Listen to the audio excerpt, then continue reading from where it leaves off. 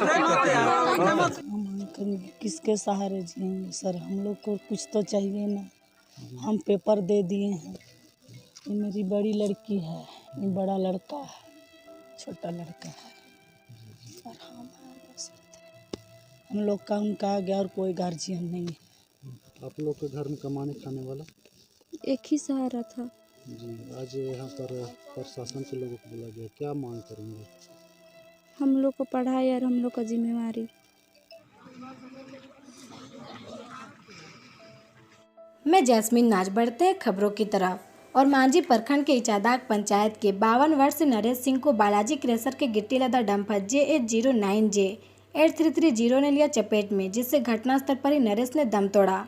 नरेश बाजार से सब्जी करके साइकिल से अपने घर लौट रहा था। लौटने के क्रम में ही डूमरगढ़ा पुल के पास गिट्टी लदा डंपर की चपेट में आने से उनकी मृत्यु हो गई। नरेश अपने परिवार का इकलौता कमाने वाला था। उनकी पत्नी वैजयंती देवी ने बताया कि उनके छोटे छोटे 3 बच्चे हैं, जिनमें एक बेटी और 2 बेटे हैं।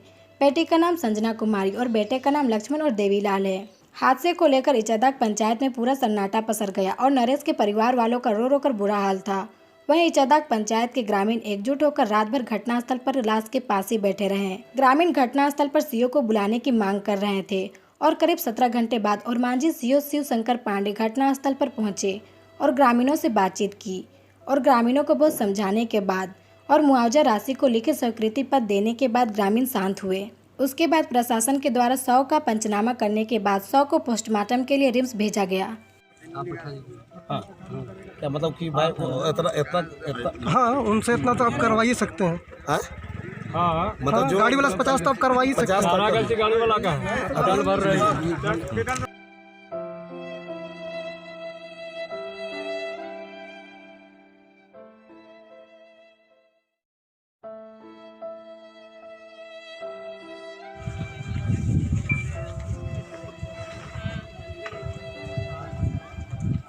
कहाँ के लिए निकले थे? बाजार के लिए। जी जी। और ये घटना आपको कब पता चला? हमको शाम को 6-6:30 बजे। तो कल से यहाँ तक ये सब पड़ा हुआ है, क्या मांग कर रहे हैं? क्या मांग करेंगे, किसके सहारे जिएंगे सर, हम लोग को कुछ तो चाहिए ना। हम पेपर दे दिए हैं। कितने आपके बाल बच्चे क्या हैं, किस तरह के? ये मेरी बड़ी लड़की है, ये बड़ा लड़का है, छोटा लड़का है सर। हम बस हम लोग का उनका आ गया और कोई गार्जियन नहीं है। मेरा तो कुछ नहीं है, कमाने खाने का जरिया। जी, आपका नाम? वैजयंती देवी। हमको भैया ने बताए थे, गाँव का भैया सब। उसके बाद आप लोग दौड़ते हुए आए तो यहाँ देखे कि तब तक वो एक्सपायर कर चुके थे या वैसे क्या स्थिति था? खत्म हो चुके थे। जी जी। आप लोग के घर में कमाने खाने वाला एक ही सहारा था जी। आज यहाँ पर प्रशासन के लोगों को बुला गया, क्या मांग करेंगे? हम लोग को पढ़ाई और हम लोग का जिम्मेवारी। संजना कुमारी। घटना जो इचादाग मौजा में जो क्रेशर है, खदान है, तो वहीं से ये गाड़ी जो वहाँ से निकल कर आ रही थी, उस स्थिति में हमारे जो नरेश सिंह है वो बाज़ार से अपने सब्जी भी लेकर के घर लौट रहे थे। लेकिन ये रास्ता इतना ख़राब हो गया है यहाँ चल चल करके कि चलने की स्थिति नहीं है, जिसके कारण जो गाड़ी इधर से क्रॉस कर रही थी उसी में शाम को 6:30 बजे था, उधर से हाट से आ रहे थे। लेकिन जो गाड़ी वाला ड्राइवर हमको लगता है वो देख नहीं पाया या वो उसका लाइट नहीं होगा, जिसके कारण वो अपने साइड में ही चल रहे थे और उस साइड से उतरने वाले थे और एक्सीडेंट वहाँ पर हुआ। और हम चाहेंगे कि ये जो यहाँ के जितने भी क्रेशर हो, खदान हो, सब जितने भी लोग हैं, तो ये रोड को सब लोग मिल करके मरामती करके चलने से किसी को, जनता को दिक्कत नहीं होगा। और इस तरह अगर नहीं मरामती होता है तो आए दिन ऐसे घटना घटते रहेगा।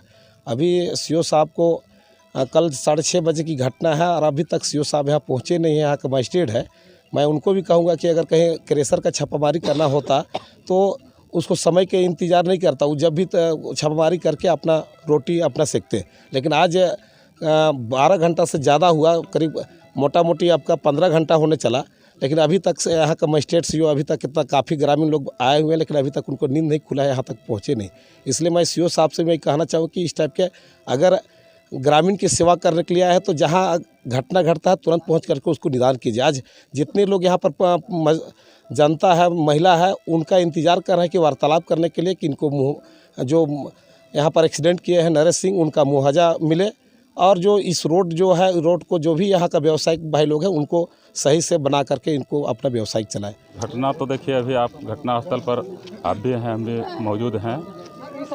एक डंपर गिट्टी लेकर के आ रहा था। इसी बीच में हमको लगता है कल साप्ताहिक हाट, सोमवार का साप्ताहिक हाट था। उसी में लौटने के क्रम में हो सकता है या तो गाड़ी वाला संतुलन बिगाड़ लिया या फिर खुद का इनका संतुलन बिगड़ने के कारण मुआवजा राशि के तौर पर इनको 3 लाख रुपया दिया गया है। आश्वासन देखिए, आश्वासन तो बहुत कुछ सरकारी आश्वासन हुआ, जैसे सीओ साहब भी आश्वासन दिए, थाना प्रभारी भी आश्वासन दिए, और बाकी ग्रामीणों के बीच में जो भी आश्वासन हुआ है 5,000 रुपया वो बालाजी की तरफ से निवेदन किया गया कि भाई इनके आश्रित जो भी छोटे छोटे बच्चे हैं उनका भरण पोषण के लिए जब तक प्लांट इनका चालू रहेगा, और इन्होंने स्वीकार किया कि ठीक है, हम अगर सभी आप सब बोलते हैं तो मैं आप सबों का बात को मैं सम्मान करता हूं, और उन्होंने 5,000 रुपये देने का वादा किया है प्रत्येक माह।